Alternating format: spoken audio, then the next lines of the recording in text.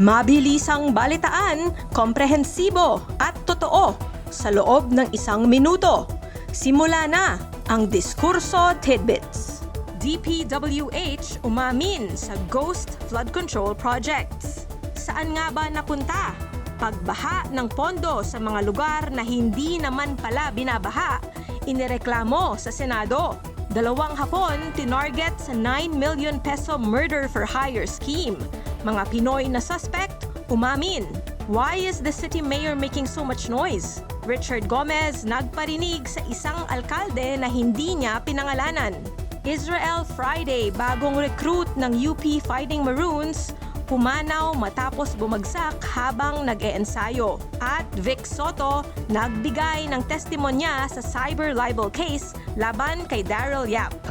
Balitang mabilis, komprehensibo at totoo. Yan ang Diskurso Tidbits. Basahin ang tungkol sa lahat ng yan at sa marami pang ibang nakatutuwa at makabuluhang balita sa diskurso.ph.